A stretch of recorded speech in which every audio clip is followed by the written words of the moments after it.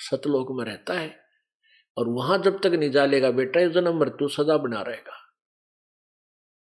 अब बच्चा बोला जी एक बार वो आपका सतलोक दिखा दोगे हमने? कहा ही बोले बेटा, क्योंकि उस परमात्मा ने गवाह बनाने थे अपने।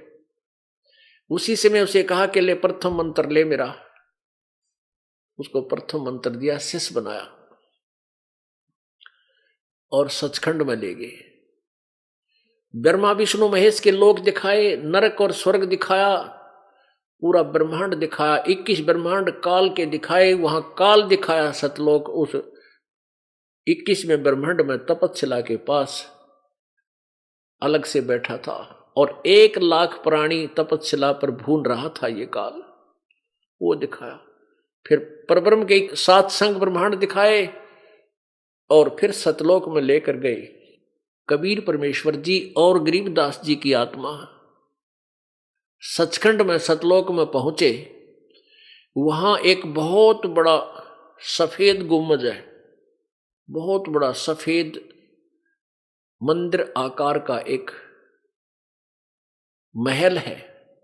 उसके सेंटर में परमात्मा पूर्ण ब्रह्म एक बहुत लंबे चौड़े सिंहासन पर विराजमान है। सफेद सिंहासन, सफेद ही वहां का सारी वस्तु। और कब उस पूर्ण परमात्मा सत्य पुरुष के एक रोमकूप में करोड़ सूर्य करोड़ चंद्रमा मिला दे, इतनी रोशनी उनकी, उससे भी अधिक।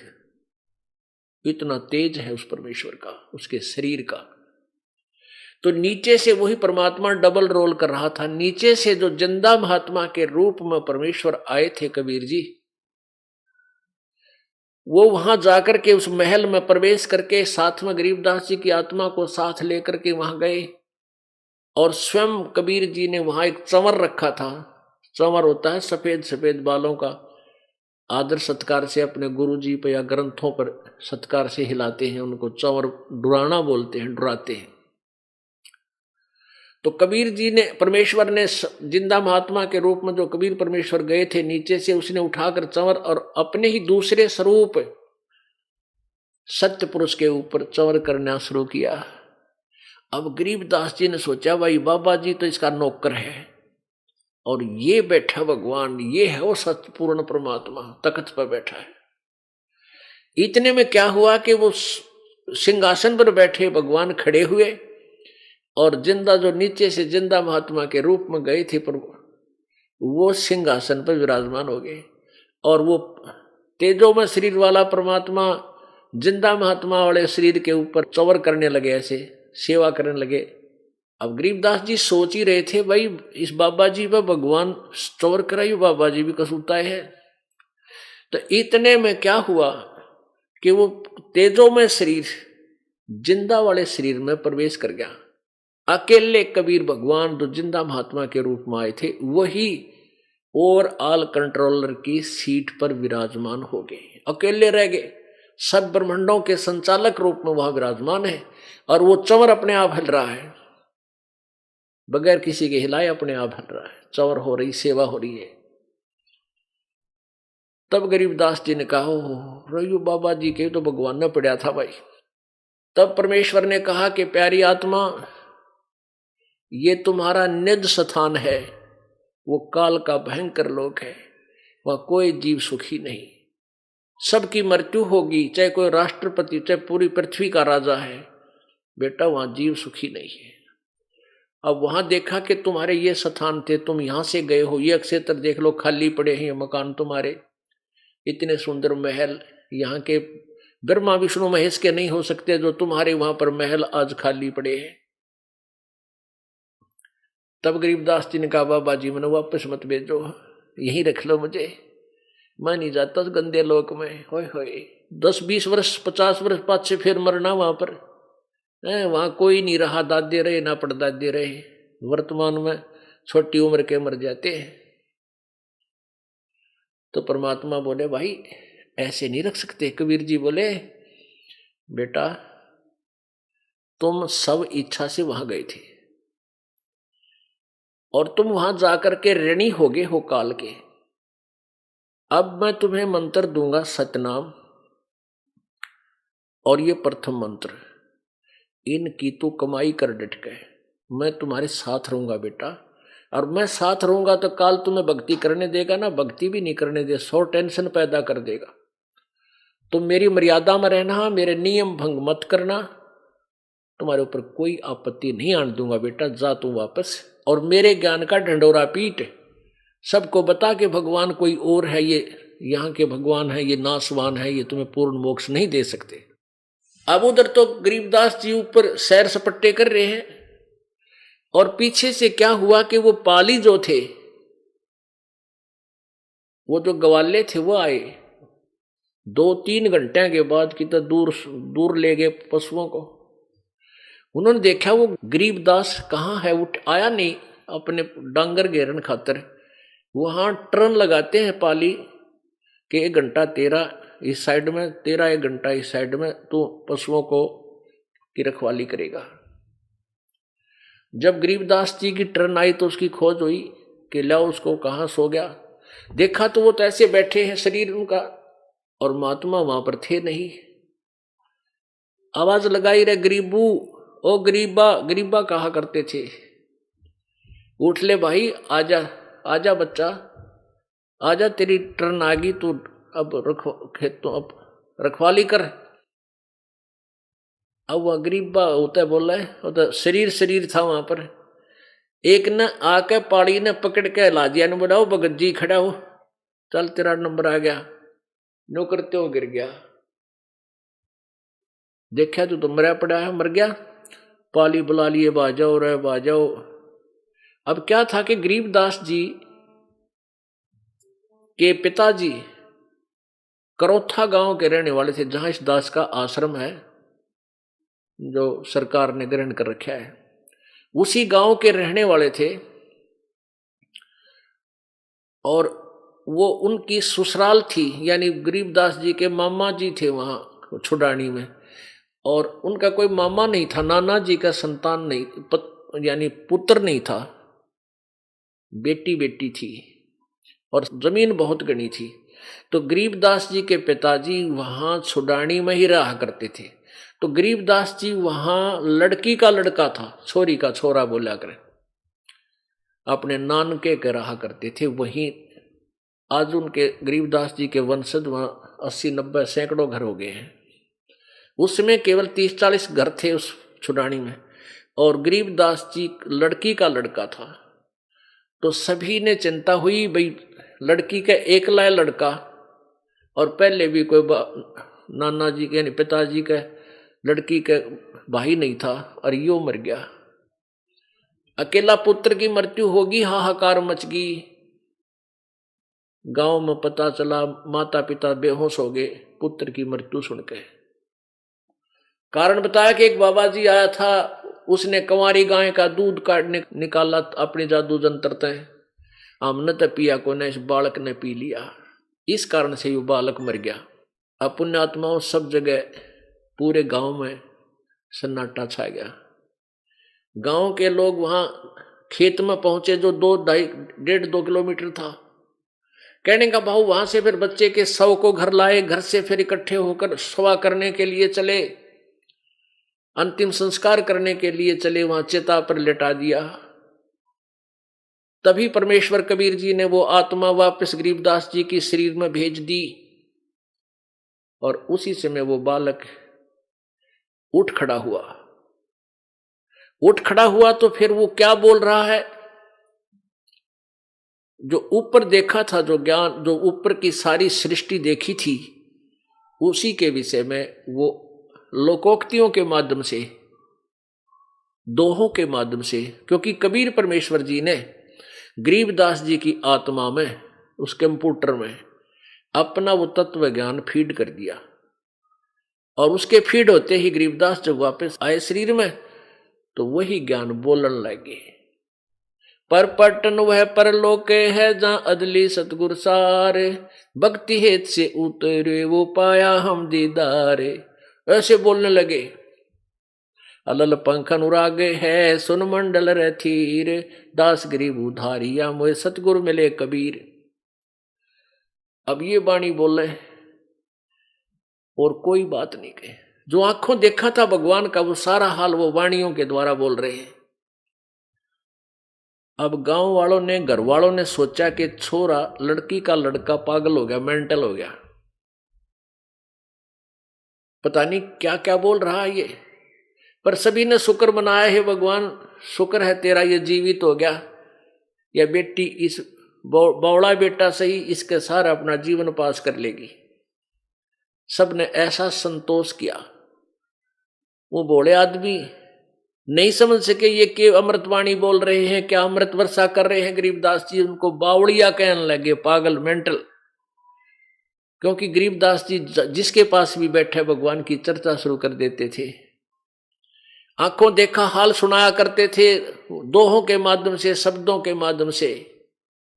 जब गरीबदास जी 13 वर्ष के हो गए, एक दादू पंथी, दादू साहेब, संत दादू जी को भी परमात्मा कबीर जी ऐसे ही आकर मिले थे जब दादू जी 7 वर्ष के थे, और बच्चों में खेल रहे थे, गली में खेल रहे थे, खेतों, अपने ही घरों से थोड़ी आगे को, जैसे जंगल होता, जंगल में वहां खेल रहे थे। वहां परमात्मा आए थे, उनको सचखंड लेकर गए थे गरीबदास जी की तरह। उनका शरीर छूटा नहीं था, लेकिन अचेत हो गए थे। 3 दिन और 3 रात दादू साहेब जी अचेत रहे थे, बेहोश रहे थे, और ऊपर की सारी सृष्टि रचना और सब कुछ बताकर वापस छोड़ दिए थे। तीसरे दिन वो होश में आए थे। उसके बाद दादू जी का भी यही हाल था। और दादू साहब ने अपनी अमृतवाणी में कहा है कि जिन मोह को निज नाम दिया, सोए सतगुर हमार, दादू दूसरा कोई नहीं, यो कबीर सृजनहार। तो उन दादू जी के अनुयायी एक गोपाल दास नाम के लाला जी घर त्याग के बैरागी यानी संत बने हुए थे, और दादू पंथ के अनुयायी थे। वाणी के बारे में वो बहुत कुछ जानते थे। वो छुडानी गांव में आ गए, लाल कपड़े पहन रखे, तो साधु वेश में जब आए तो आम आदमी सत्कार करता था। जिसने ऐसा साधु जैसा बाणा का पैर रखा, उसकी हम सत्कार बहुत कराया करते थे, उसको संत मानते थे। तो वो वहां एक भगत के पास आता था, उनका सेवक था। वहां आकर रुका तो 10-5 आसपास के व्यक्ति भी नमस्कार करने आए। तो एक व्यक्ति ने कहा कि महाराज जी, हमारे एक लड़की का लड़का पागल हो गया, और 3 वर्ष हो गए, मेंटल हो रहा है, पता नहीं के बोल रहा है, आप बांटे जा है, कितना उखड़ा होगा, कुछ भी गाने लग जाता है। सारा कारण बताया कि ऐसे ऐसे एक संत आया था, उसने कुंवारी गाय का दूध काट दिया, अपने जादू जंतर रोज लड़के ने पी लिया। उसके बाद ये तो मर गया था, फिर पता नहीं भगवान ने क्यों कर दया करी, जीवित हो गया। उसके बाद पता नहीं के बांडा है, अपा बोला है, पागल हो रहा है। और संतों की विद्या ने संत ही काट सकते, संतों के जंतर मंत्र को संत ही ठीक कर सकते हैं। आप दया करो वो बालक ठीक हो जा। तो गोपाल दास जी ने कहा कि लाओ बुला के। शिवलाल नाम था उनके नाना जी का, गरीबदास जी के नाना जी का। उनसे कहा कि चौधरी साहब ऐसे ऐसे एक बाबा जी आ रहा है, और वो नो कहे छोरे मैं ठीक कर दूंगा, इस बालक को मैं स्वस्थ कर दूंगा, आ जाओ इसको ले आओ एक बार। तो 5-4 और उनके वहां के और उसके पास पहुंच गए। तो वहां कम से कम 20-30-50 व्यक्ति इकट्ठे हो गए। गोपाल दास 60 साल के आदमी व्यक्ति, और गरीबदास 13 साल के बालक। वो 60 वर्षीय गोपाल दास कहता है, 65 वर्षीय कहने लगे, बच्चा वो कौन था जिसने तेरी ये दुर्गति करती है। गरीबदास जी बोले, वो परमात्मा थे, मेरी दुर्गति नहीं, मेरी तो सदगति कर दी उसने। हम सुल्तानी नानक तारे दादू को उपदेश दिया, जात जुलाहा भेद न पाया, वो काशी में कबीर हुआ। फिर लागे वो अमृतवाणी बोलन परमात्मा की, आंखों देखा हाल। तब गोपाल दास कहने लगा, रे गांव वाले हो, यू पागल को ना, पागल तो भाई तुम हो। ये तो अमृत वर्षा कर रहा है भगवान की, वो अमृतवाणी बोल रहा है। यदि इसको लिपिबद्ध कर लिया जाए तो ना जाने कितने जीवों का उद्धार होगा इससे। अब वो 60-65 साल का बूढ़ा बुजुर्ग महात्मा संत को आवे था और सुनकर अमृतवाणी उस परमेश्वर की गरीबदास जी के मुखारविंद से हाथ जोड़ कर नो बोला, महाराज जी ये अमृतवाणी मुझे लिखवा दो, आप मुझे, इसका बहुत उपकार होगा कलयुग में ऐसी अमृतवाणी लिखी जाएगी तो। अब गरीबदास जी ना बोले और चल पड़े आगे आगे। 13 वर्ष के बालक और पीछे पीछे 60 साल का बाबा जी जिसने सब प्रणाम करे थे। काफी दूर दूर तक चले गए। जब गरीबदास जी बोले कि पूरी लिखे तो लिखवाऊं, कहते 4 शब्द लिख कर भाग जा तू। ने बोला जी पूरी लिखूंगा, मुझे कोई काम नहीं, घर से बाल बच्चे छोड़कर मैं साधु हो चुका हूं और ये उपकार मेरे से हो जाएगा, मेरा कल्याण होगा। तो गरीबदास जी का ऐसे ही एक बेरी का बाग था, बेरी, और उसमें एक जंडी का पेड़ था, जंटी का, उसका नीचे बैठ जाते सुबह और शाम तक परमात्मा की वाणी आंखों देखा हाल गरीबदास जी बोलते थे, श्लोकों के माध्यम से, दोहों के माध्यम से, लोकोक्तियों के माध्यम से, शब्दों के माध्यम से, और गोपाल दास जी लिखा करते थे। वो सदग्रंथ, वो आंखों देखा हाल, आंखों देखा परमात्मा के साक्षात किया हुआ जो वर्णन संत गरीबदास जी ने अपने सदग्रंथ अपनी वाणी में, अमृतवाणी में लिखवा रखा, जो लिपिबद्ध किया और अब उसको प्रिंट करवाया गया है। जैसे अखंड पाठ चल रहा है भगवान की वाणी का, और ये दास उसी से आपको पढ़कर सुनाता है और वेदों से मिलाता है, गीता और भागवत से आपको उसी वाणी को मिलाते हैं जो 100% सत्य है। वो लिखी गई, उसमें क्या बताया है, जब गरीबदास जी की आत्मा को लेकर परमात्मा धर्मराज के दरबार में पहुंचे। धर्मराज कौन है? जो यहां का सबका अकाउंट रखता है, पुण्य और पाप का। और वो ब्रह्मा विष्णु महेश जब उसके दरबार में जाते हैं तो धर्मराज कुर्सी नहीं छोड़ता, चीफ जस्टिस है यहां का वो। जैसे भारतवर्ष का सुप्रीम कोर्ट का चीफ जस्टिस, मंत्री वहां जाओ कोर्ट में स्वाभाविक, या कोई प्रधानमंत्री जावे, वो अपनी सीट छोड़कर खड़ा नहीं होगा। जब राष्ट्रपति जाएगा तो चीफ जस्टिस भी अपनी कुर्सी त्याग कर सत्कार से उसके लिए खाली कर देगा, विराजमान हो, क्योंकि वो चीफ राष्ट्रपति सुप्रीम जज भी है। इसी प्रकार पूर्ण परमात्मा जब वहां पहुंचे, गरीबदास जी को साथ लेकर के धर्मराज के दरबार में, धर्मराय के दरबार में, तो जाते ही परमात्मा की शक्ति को देखकर धर्मराज ने कुर्सी त्याग दी, सिंहासन छोड़ दिया और कहा, विराजो परमेश्वर। परमात्मा बैठे नहीं, खड़े खड़े, जैसे एक उच्च अधिकारी निम्न अधिकारी को आदेश देता है रौब के साथ, ऐसे उनके साथ वार्ता की, वो आपको सुनाते हैं। अब गरीबदास जी ने आंखों देखी शक्ति और उनकी महिमा का कैसे वर्णन किया। पंजा दस्त कबीर का सिर पर राखो हंस, यम किंकर चंपै नहीं उधर जात है वंश। दर्द बंद दरबे से है सतगुरु पुरुष कबीर, नाम लिए बंद छूटे है और टूटे यम जंजीर। सतगुरु पुरुष कबीर हैं 3 लोक तत्सारे, कोट 49 परछेवी 14 भवन उधार। सतगुरु पुरुष कबीर हैं 3 लोक तत्सारे, 2-4 की क्या चले ये उधार हंस अपार। सतगुरु पुरुष कबीर हैं 4 युग परवान, झूठे गुरुआ मर गए ये हो गए भूत मसान। गरीब झूठे गुरु के आसरे कदे न उधरे जीव, सच्चा पुरुष कबीर है, आद्य पुरम गुरु पीव। गरीबदास जी बता रहे हैं कि पंजा दस्त कबीर का, सिर पर रखो हंस, और जम किंकर चंपा ने, यम के दूत तुम्हारे निकट नहीं आएंगे, भूत प्रेत कभी निकट नहीं आएंगे, और तुम्हारा पूरी वंश आने वाली पीढ़ियां भी पार हो जाएंगी।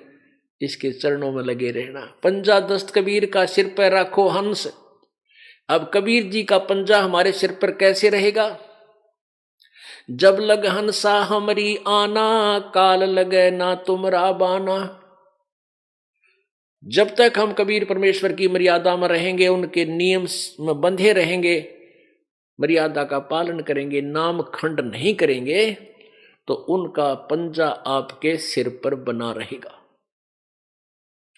यदि आप नामखंड कर दोगे तो फिर काल आपको नहीं बख्शेगा। पंजा दस्त कबीर का, सिर पर रखो हंस, ये यम किंकर चंप नहीं, उधर जात है वंश। सतगुरु पुरुष कबीर का, विखम पंथ बैराट, शिवसन का दिक ध्याव ही, मुनिजन जो है बाट। लख लख योजन उड़त हैं ये सुर नर मुनिजन संत, ऊंचा धाम कबीर का है कोई न पावे अंत। कहते हैं समाधि लगा लगा के ये ऋषि जन न जाने कितनी ऊंचाई तक इनकी समाधि पहुंच जाती है, लाख लाख योजन तक पहुंच जाते हैं, लेकिन परमात्मा के महल में इन समाधियों से नहीं जाया जा सकता। उसका तरीका न्यारा है। अब क्या बताते हैं कि जब धर्मराज के दरबार में परमात्मा के साथ गरीबदास जी गए तो आंखों देखा हाल बोल रहे हैं। धर्मराय दरबार में देई कबीर तलाक, मेरे भूले चूके हंस को तू पकड़िए मत कजाक। धर्मराज के दरबार में परमेश्वर जाकर बोले कि ए धर्मराय, ओ कजाक, यानी जैसे डांट मारा कर नीचे वाले अधिकारी पर बड़ा अधिकारी, कजाक कहते हैं, और निकम्मे और डफरमैन, मेरी बात सुन ले। धर्मराज को परमात्मा ऐसे बोल रहे हैं। धर्मराय दरबार में देई कबीर तलाक, मेरे भूले चौके हंस को तू पकड़िए मत कजाक। कि मेरा कोई हंस है जिसने मेरा नाम ले रखा है, उसको तू पकड़, उसको तू हिसाब मत करना, उसका कोई अकाउंट नहीं करेगा। फिर धर्मराज क्या बोला? बोले पुरुष कबीर से धर्मराय कर जोड़, हाथ जोड़कर न्यायाधीश बोला, तुमरे हंस न चंपा हूं मन 2 ही लाख करोड़। आपके जो उपदेशी हैं, आपकी शरण में जो आ गए आपके हंस, उनको मैं नहीं पकड़ूंगा, ना उनका कोई अकाउंट करूंगा। मैंने 2 ही लाख करोड़, लाख तौबा है मेरी। फिर प्रश्न करता है विनम्रता से धर्मराज, कहता है कि भगवान, जिसने आपकी शरण में आने से पहले शराब पी रखी, चोरी कर रे डाके मारे, जीवन साकी ये मांस खाए, उनके तो बैड अकाउंट मेरी बही में लिखे हैं, मेरे अकाउंट में, उनको तो मैंने सजा देनी पड़ेगी, ये मेरी मजबूरी है प्रभु। परमात्मा बोले, ये कर्म भ्रम ब्रह्मंड के मैं पल में कर दूं नेस, इन पे ऐसे कलम मार दूंगा, काट दूंगा, और जिन हमरी 2 ही दी सो करो हमारे पेश। जिसने मेरा नाम बता दिया कि मैं कबीर साहब का अनुयायी हूं, और भूल भटक कर तुम मुझे यहां ले आए हो, कहते हैं उसका अकाउंट मत करना। और उसने जो मेरी शरण में आने से पहले जो गलतियां कर रखी, उनको मैं कैंसिल कर दूंगा, खत्म कर दूंगा, उन पापों को काट दूंगा, तेरे अकाउंट से भी निकाल दूंगा, फिर तुझे कोई बोधरेशन नहीं रहेगी। अब क्या कहता है? मद आहारी जारी नरा जो भांग तमाखू खाही, परदारा पर घर तक हैं जिनको लो अकनाही। धर्मराय विनती करे सुनियो पुरुष कबीर, जिनको निश्चय पकड़ूंगा जड़नी पड़े जंजीर। कर्मों से तीरथ थे अब हैं जो शरण कबीर, जिनको निश्चय मारू हूं काढ़ो बल तकसीर। कि पहले तो सब कर्म किया करते थे, अब जो आपकी शरण में आगे, उनके लिए दंड तो प्रभु मैंने देना पड़ेगा। तो क्या कहते हैं परमात्मा? पहले किए सो बख्श हूं आगे करे ना कोई, कबीर कहे धर्मराय से नाम रटे मम सोई, के पहले जो किए उन्हें बख्श दूंगा, कैंसिल कर दूंगा। जो मेरा नाम रटते हैं, जो मेरी सच्ची साधना करते हैं। कर्म भरम ब्रह्मंड के मैं पल में करहूं नेस, जिन हमरी दो ही दी सो करो हमारे पेश। शिव मंडल ब्रह्मापुरी चाहे विष्णु लोक में हो, हमरे गुण भूले नहीं तो आन छुटाऊं तो। अब क्या बताया है कि जो मेरी शरण में है और जिन्होंने मेरा उपदेश ले रखा है, उन्होंने पहले गलती कर रखी अनजानपने में, उन सबको मैं, उन पापों को नाश कर दूंगा, खत्म कर दूंगा। और आगे मैं इतना ज्ञान दे देता हूं कि परमात्मा कहते हैं ऐसा ज्ञान दूंगा कि वो बहुत प्यारी आत्मा गलती नहीं करेगी। अपुण्यात्माओं, हम परमात्मा की महिमा से बिल्कुल अपरिचित थे। दंत कथा लोक वेद सुना सुना के हमारा जो हिंडोला बना रखा था, इन्हें कोई किसी को भगवान बता देता था। कहीं पर कितना 4 ईंट लगा रखी है, मंदिर बना रखा है, और किसी मूर्ख ने कह दिया ये इसमें है भगवान, उड़ा कुत्ते मुत्ते एक मंडी सी बना रखी है और हम उसने पूजा करते और कुत्ते उड़ा मूझ कर जाते। तेरा गजब है। किसी ने किताब बता दिया नैना देवी में, उड़ा नैना देवी में 2500 आदमी मर गए, इसमें बागा दौड़ी में। बतावा कित गई थी वह नैना देवी, जब नाश कर दिया। गए थे कल्याण करवाए सर्वानाश, एक एक परिवार के 3-3 आदमी मर गए वहां पर। तो पुण्यात्माओं, हम घने दुखी हो गए। हम दुखी हो गए भगवान से दूर होकर के, परमात्मा को ना पहचान कर, इन अज्ञानी ऋषियों और गुरुओं को हमने पूर्ण संत मानकर। अब उनसे पीछा छुटवाओ और परमात्मा की शरण में आओ, अपना कल्याण करवाओ। बोलो सतगुरुदेव। परम पिता परमात्मा सारी सृष्टि के रचनहार कुल मालिक कबीर परमेश्वर है। ये वही परमात्मा है जो बनारस में, काशी में, भारतवर्ष की पवित्र भूमि पर सन 1398 संवत 1455 ज्येष्ठ सुदी पूर्णमासी को बनारस के अंदर लहरतारा तालाब में विकसित कमल के फूल के ऊपर नवजात शिशु का रूप धारण किया सतलोक से आकर। ये वो परमात्मा है, इन्होंने किसी मां से जन्म नहीं लिया था। ये वो पूर्ण परमात्मा है, जब सह शरीर आए थे सह शरीर चले गए थे मगर स्थान से।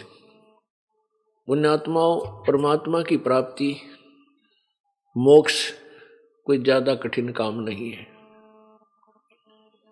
सबसे कठिन काम है ये निर्णय करना कि परमात्मा कौन है, उसके पाने की विधि कौन सी है, और पूर्ण संत प्राप्ति, ये 3 चीज कठिन है। जब पूर्ण संत मिल जाएगा तो ये संशय भी निवारण हो जाएंगे। अब ये सत्संग जो तत्व ज्ञान के आधार से किया जाता है, ये वो तत्व ज्ञान है, ये वो सच्चिदानंद घन की वाणी में वर्णित यथार्थ ज्ञान है जो किसी भी ऋषि महर्षि के हाथ नहीं लगा। उनको ये ज्ञान नहीं हुआ। केवल कुछ एक पुण्यात्माओं को परमेश्वर स्वयं आकर के सतलोक से आकर के मिले, जैसा कि उसका विधान है। परमात्मा स्वयं ही आते हैं, अपने तत्व ज्ञान को ठीक ठीक वो स्वयं ही प्रचार करते हैं। परमात्मा की परिभाषा अर्थात अपनी जानकारी वो स्वयं ही आकर के बताते हैं, क्योंकि काल भगवान ने सब मिथ्या ज्ञान, लोक वेद पूरे मानव समाज में प्रवेश कर रखा होता है। उसी पूर्ण परमात्मा ने आज से लगभग 600 वर्ष पूर्व यही तत्व ज्ञान सच्चिदानंद घन की वाणी में, अपनी कबीर वाणी में लिखवाया हुआ था। उच्चारित किया था, बोला था, जो धर्मदास जी साहेब ने उसको लिपिबद्ध किया था। और वो ज्ञान आज सभी सदग्रंथों से भी मेल खाता है। अब इस तत्व ज्ञान के आधार से निर्णय किया जाएगा कि परमात्मा कौन है, कुल का मालिक कौन है, और उसके पाने की विधि क्या है। ये स्पष्ट हो जाने के बाद फिर परमात्मा का पाना कठिन नहीं, क्योंकि परमात्मा की भक्ति बहुत ही साधारण है, जिसको प्रत्येक वर्ग कर सकता है। गरीब से गरीब कर सकता है, बीमार कर सकता है, रोगी और स्वस्थ सभी भगवान को प्राप्ति कर सकते हैं। लंगड़े लूले जो भी हैं वो परमात्मा प्राप्ति कर सकते हैं। ये निर्णय होते ही कि परमात्मा ये है, कबीर देव है, कबीर भगवान,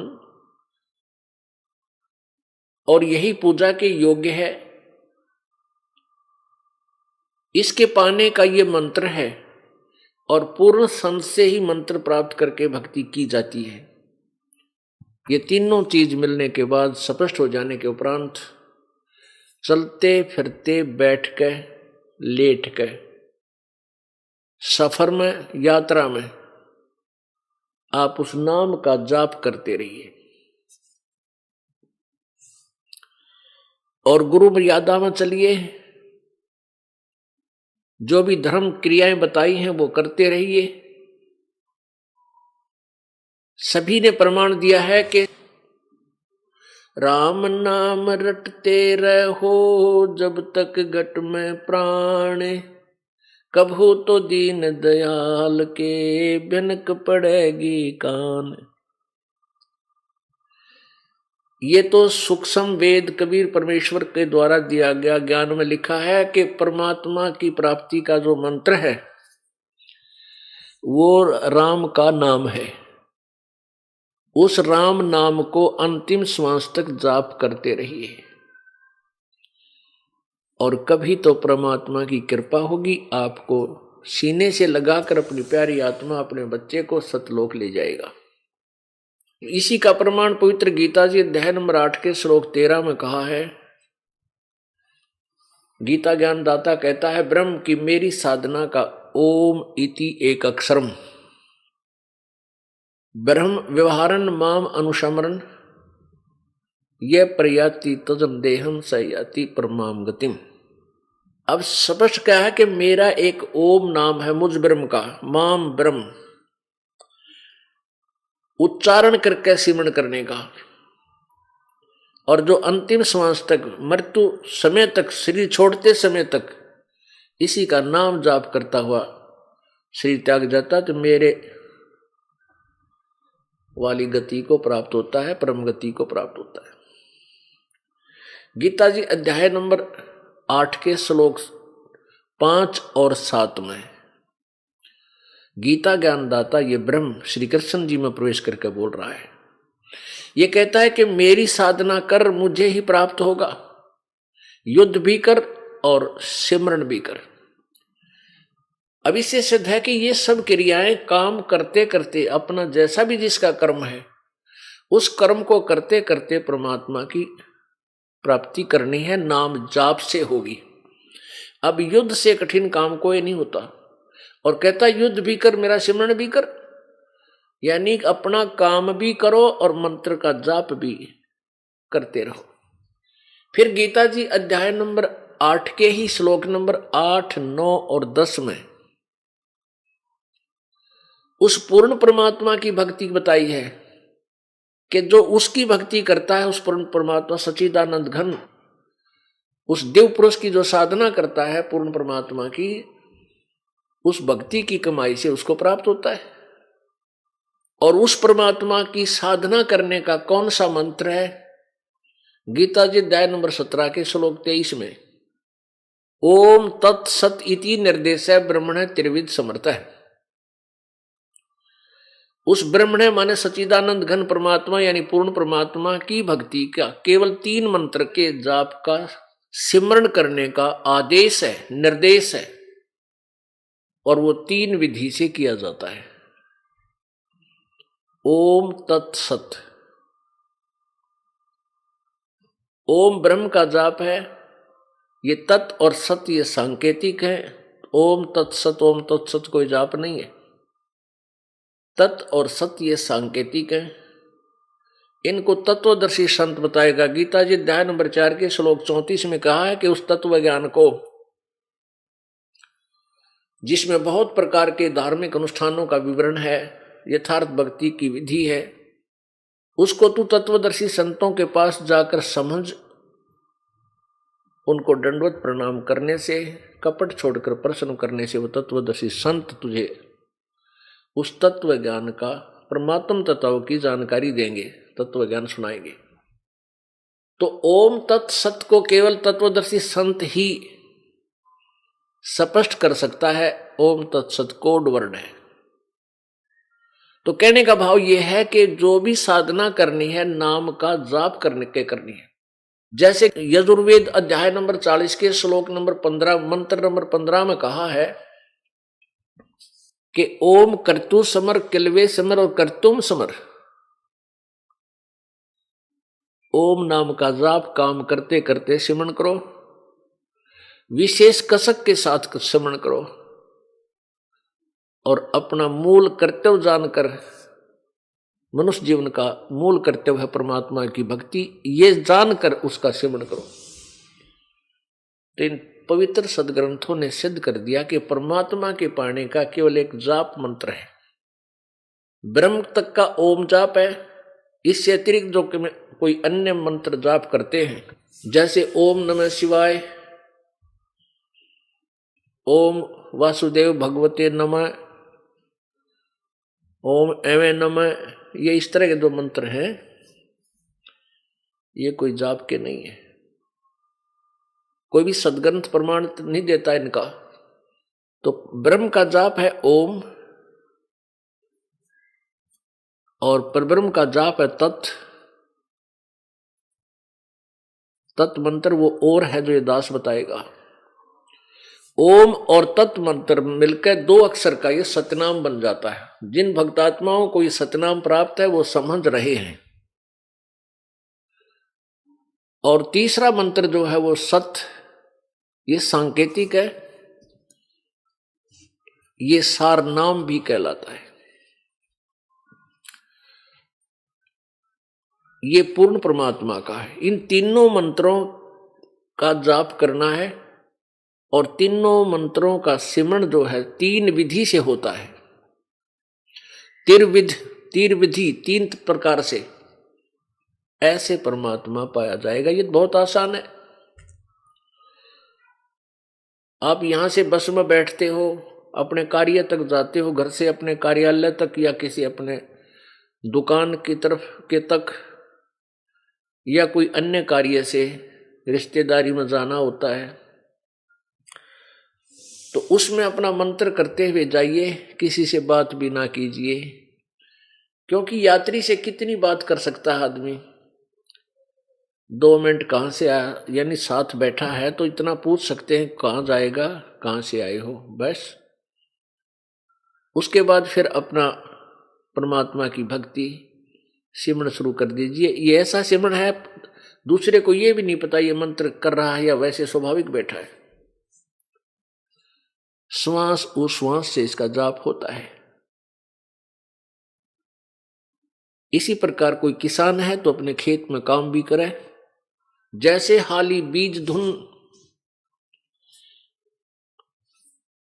और पंथी से बतरावे। अब जैसे हाली खेत जोत रहा होता है, किसान या तो कुछ गाने गाता रहेगा साथ के साथ, क्या को रागनी याद कर लेगा या करता रहेगा सारा दिन, या कुछ सोचता रहेगा। उसके स्थान पर अपनी भक्ति करता रहे। मजदूर है अपने, उसने क्या करना है, कस्सी का कार्य है या सिर पर टोकरी रख के चल पड़ा, वहां डाल के आनी है, वहां से वहां तक 2 सिमरण करे, आते समय फेर करे। तो ऐसे अपने इस रूटीन को बना के रखे। नाम उठत नाम बैठत नाम सोवत जागवे, नाम खाते नाम पीते नाम से ती लागवे। इस प्रकार भगवान मिलेगा। अब ये फैसला किया जा रहा है, अब ये सत्संग जो चल रहा है इसमें ये आपको बताया जा रहा है कि कुल का मालिक कौन है और वो कैसा है और किसने देखा है। जैसा कल के सत्संग में आपको सदग्रंथों से प्रमाणित किया गया था, आपके समक्ष रूबरू कराए थे कि सभी पवित्र सदग्रंथ प्रमाण दे रहे हैं कि परमात्मा सशरीर है, मनुष्य सदृश्य है, साकार है और वो ऊपर सतलोक में रहता है और वहां से चलकर आता है अपनी प्यारी आत्माओं को, अपने श्रेष्ठ भक्तों को मिलता है आकर के, दृढ़ भक्तों को, और उनको तत्व ज्ञान से परिचित कराता है। ये तो वेद बता रहे हैं उस परमात्मा की लीला कि वो परमात्मा वो भगवान होता है जो ऐसी लीला करता है। और परमेश्वर ने स्वयं कहा था कबीर जी ने कि वेद मेरा भेद है, मैं ना वेदन के माही, और जौन वेद से मैं मिलूं वो वेद जानते नहीं। वेद, ये चारों वेद, ऋग्वेद, यजुर्वेद, अथर्ववेद और सामवेद, ये चारों वेद परमात्मा कबीर जी की महिमा से परिपूर्ण है, उस पूर्ण परमात्मा की महिमा से परिपूर्ण है। लेकिन इन चारों वेदों में परमात्मा कबीर भगवान पूर्ण परमात्मा के पाने की विधि नहीं है। इसलिए परमात्मा कबीर जी अपनी वाणी में कहते हैं कि ये चारों वेद मेरा ही भेद बता रहे हैं, पर मैं मिलो वेदन से नाही, मैं इन चारों वेदों में वर्णित विधि से मैं प्राप्त नहीं हो सकता। और जौन वेद से मैं मिलूं वो वेद जानते नहीं। जिस वेद से मैं मिलूं यानी सूक्ष्म वेद से परमात्मा कबीर जी के पाने की विधि उसमें लिखी है, तो वो चारों वेदों में नहीं है, वो ये वेद जानते ना। आज सुबह के सत्संग में आपको ज्ञान दिया था, जानकारी दी थी कि आदरणीय गरीबदास साहिब जी को परमात्मा मिले, उन्होंने सतलोक में परमेश्वर के दर्शन किए और वही परमात्मा छुडानी गांव में, जिला झज्जर, हरियाणा प्रांत, भारतवर्ष में, वो सशरीर आए थे जिंदा महात्मा रूप बना के, और अपनी प्यारी आत्मा, उस श्रेष्ठ आत्मा, अपनी उत्तम आत्मा गरीबदास जी को मिले, उनको अपना भेद बताया, सचखंड दिखाया, फिर वापस छोड़ दिया। उस प्यारी आत्मा ने फिर आंखों देखा उस पूर्ण परमात्मा का ज्ञान अपनी एफिडेविट में, अपनी अमृत वाणी में, अपने अनुभव की वाणी में लिखा हुआ है। वो जो आपको ये दास रह रहकर सुनाता है, उस गरीबदास साहिब जी की अनुभव की वाणी परमात्मा प्राप्ति के उपरांत। तो परमात्मा कौन है, कैसा है, कैसे मिलता है, ये सारी विधि सब विस्तार से विवरण संत गरीबदास जी ने अपनी वाणी में लिखा है। अब आपके समक्ष एक गवाह आदरणीय संत गरीबदास जी महाराज हो गए कि कबीर इज गॉड, कबीर भगवान है और यही कुल का मालिक है, ये पूर्ण परमात्मा है। तो आदरणीय गरीबदास साहिब जी ने अपनी वाणी में क्या बताया है, अनंत कोट ब्रह्मांडे का एक रति नहीं भारे, सतगुरु पुरुष कबीरे हैं ये कुल के सिरजनहारे। अनंत कोटि ब्रह्मांड का वो ही रचने वाला है, और उसके ऊपर उनका इतना भी भार नहीं है कि अपने वचन से, अपनी शब्द की शक्ति से इन सबको घुमा रखा है। सब चक्कर काट रहे हैं उस परमात्मा के एक वचन से, कैसे चलो तुम, ये अपने आप चल रहे हैं। अब आपके समक्ष दूसरे गवाह, वो प्यारी आत्मा जिनको परमात्मा प्राप्त हुआ, वो बताते हैं। आदरणीय दादू साहेब जी, दादू साहेब जी जब 7 वर्ष के थे, 7-8 वर्ष के बालक थे, बच्चों में खेल रहे थे, वहां एक बूढ़ा बाबा बनकर यानी जिंदा महात्मा के रूप में परमात्मा प्रकट हुए। उनको तत्व ज्ञान से परिचित कराया और उस आत्मा को लेकर परमात्मा ऊपर सचखंड में गए, सतलोक दिखाया। उधर से दादू साहेब जी का शरीर अचेत हो गया, बेहोश हो गए, लेकिन मृत्यु नहीं हुई। आत्मा ऊपर चली गई, शरीर को जीवित रखा प्रभु ने। 3 दिन और 3 रात तक बेसुध पड़े रहे और जैसे सौपन देखते हैं ऊपर सतलोक सचखंड सब कुछ दिखाकर तीसरे दिन वापस छोड़ दिया। उसके बाद उस दादू साहेब जी ने, आदरणीय दादू साहेब जी ने परमेश्वर कबीर जी की कलम तोड़ महिमा गाई है। जिन मोको निज नाम दिया सोए सतगुरु हमारे, दादू दूसरा कोई नहीं ये कबीर सिरजनहारे। कहते हैं दादू साहब कह रहे हैं कि जिन मोको निज नाम दिया, जिसने मुझे वो सही मंत्र दिया, निज माने खास यथार्थ नाम दिया, और सोए सतगुरु हमार, दादू दूसरा कोई नहीं यो कबीर सिरजनहार। ओए होए, ये परमात्मा, ये बंदी छोड़। अब उस परमेश्वर के कितने गवाह हैं जिन्होंने परमात्मा को देखा है। आपके समक्ष उन सभी गवाहों की अमृतवाणी सुनाई जाएगी। दादू नाम कबीर की जय कोई लेवे ओटे, उनको कभू लागे नहीं ये काल वज्र की चोटे। दादू साहब कह रहे हैं कि जो नाम कबीर जी के सच्चे नाम की जो ओट ले लेगा पूर्ण संत से उपदेश लेकर, उसको काल के वज्र की चोट कभी नहीं लगेगी। अब काल का वज्र माने एक भयंकर हथियार छोड़ दिया जाता था। वज्र होता था एक, जैसे आजकल मिसाइल होती है। कहते काल ऐसे गुप्त वज्र छोड़ देता है जिनके कारण जैसे कोई दुर्घटना होती है। अब काल के वज्र गुप्त कौन से हैं? जैसे दुर्घटना में एक ही परिवार के 3 आदमी मर गए, बता के बच्चा उस परिवार में। अब किसी क्षेत्र में बाढ़ आ जाती है, हजारों की संख्या में व्यक्ति मृत्यु को प्राप्त हो जाते हैं। किसी क्षेत्र में भूकंप आ जाता है, आपने सुना होगा कहीं कोई एयर क्रैश हो जाता है, कोई हेलीकॉप्टर दुर्घटनाग्रस्त हो जाती है, कोई बसें दुर्घटना हो जाती है, कितने ट्रेन टकरा जाती है, या कहीं पर कोई ऐसा कोई बीमारी आ जाती है, कोई हार्ट अटैक होता है। ये काल के वज्र हैं। और जो परमात्मा कबीर जी की शरण में आ जाते हैं उनके ऊपर ये अटैक नहीं हो सकते। हम इसीलिए भगवान की खोज करते हैं। उनको अगर कोई बीमारी रोग हो जाता है वो भी ठीक होता है, परमात्मा ठीक कर देते हैं।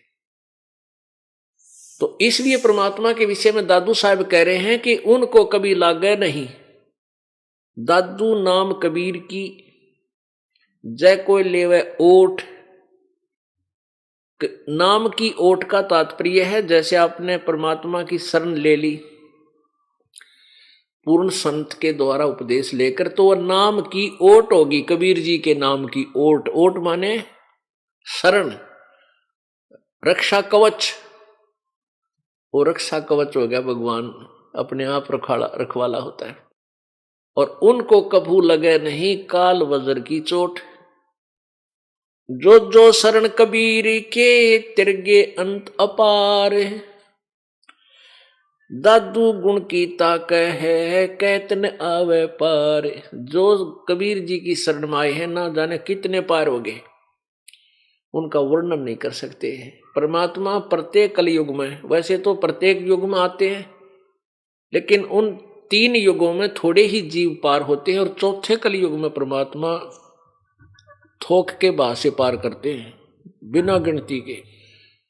अब जो यह पिछली पीढ़ी प्रारंभ होगी, इसमें परमात्मा न जाने कितने लाखों करोड़ों अरबों तक को पार करेगा। और ये सुअवसर इसी युग में, कलयुग में और इस पिछली पीढ़ी में होता है। कुछ हजारों वर्षों तक ये ज्ञान चलेगा। हजारों वर्षों तक जो भी पुण्यात्मा परमात्मा की प्यारी होंगी, उनका जन्म आप पुण्यात्माओं के घर में अच्छी आत्माओं का होगा। वो पिछले पुण्यकर्मी प्राणी आएंगे, आपको भी कोई कष्ट नहीं होने देंगे, उनके कर्म इतने अच्छे होंगे। और फिर वो भक्ति करके अपना पार हो जाएंगे। हजारों वर्षों के बाद फिर नास्तिकता फिर पनपेगी, लोग दुष्ट हो जाएंगे। अब देख रहे हो कितनी गिरावट आ गई है समाज में, भक्त मनुष्य समाज में जुल्म हुआ पड़ा गति। और अब इस ज्ञान से एक बार फिर सेट होएगा, भगवान से डरने वाली अच्छी आत्मा ऊपर आवेंगी, उभरेंगी, और निकम्मी आत्मा भी अच्छी हो जाएंगी इस ज्ञान को सुनकर। कोई किसी को दुखी नहीं करेगा, कोई लूटे खसोटे नहीं गा। उनको पता लग जाएगा किसके लिए कर रहा हूं, और करूंगा तो फिर पाप भी मुझे भोगने पड़ेंगे। किसी का कोड लग रहा है, किसी की आंख फूट गई, किसी का कैंसर हो गया, किसी की जीभ कट गई, किसी का हाथ कटा पड़ा है। ये पाप कर्मों के परिणाम है। फिर जब को ये पता हो जाएगा कि ये जैसे जो हमें आपदाएं आती हैं, ये हमारे पाप कर्मों से आती है, फिर कोई बुरा नहीं कर सकता। अनजानपने में हाथ जला रहे हैं हम, अनजानपने में नंगे तार को, बिजली के तार को जिसमें करंट होता है उसको भी छू लेता है बालक, और मृत्यु को प्राप्त हो जाता है। और जब वो बड़ा होता है, समझदार होता है, उसको ज्ञान होता है कि इसमें भयंकर बिजली है, नंगे तार को आप भी हाथ नहीं लगाता और दूसरों को भी नहीं लगाने देता, दूर से आवाज लगाता कि इसके निकट ना जाना, इसमें बिजली है, मर जाओगे। तो पुण्यात्माओं, ये जो पाप अज्ञानता में कर रहे हैं, कोई मिलावट करता है, कोई चोरी कर रहा है, कोई लेकर नहीं देता, कोई झूठ बोल रहा है, कोई रिश्वत लेता है, ऐसे ऐसे जुल्म कर रहे हैं, कोई दहेज मांगता है, परेशान करता है किसी दूसरे को। और जो जिसके अधीन है, जैसे पत्नी अधीन है पति कर, वो अपनी पत्नी को तंग करता है तो पाप का भागी होता है। ऐसे ही जो जिसके अधीन है, वो तगड़ा आदमी नीचे वालों को परेशान करता है, उसको बहुत बुरा हाल होता है। तो फिर हमें डर लगेगा कि आत्मा परमात्मा की है, और इनको हम दुखी करेंगे तो प्रभु हमसे नाराज हो जाएगा, क्योंकि उसके बालक हैं ये उस धनी के बच्चे हैं। धनी के बच्चों को कोई तंग करता है तो उसकी फिर शात आया करे, उसकी खूब पिटाई करता है वो, तो फिर हमें डर लगेगा, फिर हम गलती नहीं करेंगे। तो ऐसे हम परमात्मा के इस ज्ञान को समझकर एक मानव बनेंगे। अब हम मानव नहीं रहे।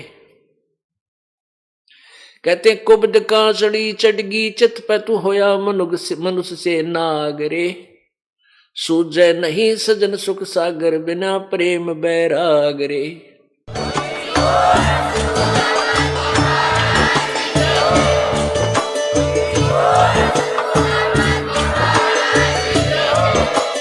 आप सुन रहे थे जगत गुरु तत्वदर्शी संत रामपाल जी महाराज जी के मंगल प्रवचन। अधिक जानकारी के लिए विजिट कीजिए हमारी वेबसाइट www.jagatgururampalji.org। संत रामपाल जी महाराज जी के शुभ आशीर्वाद से पूरे विश्व भर में 500 से भी ज्यादा नाम दीक्षा केंद्र हैं, जिन पर संत रामपाल जी महाराज जी द्वारा ऑनलाइन निःशुल्क नाम दीक्षा दी जा रही है। अपने नजदीकी नाम दीक्षा केंद्र का पता करने के लिए संपर्क करें 822288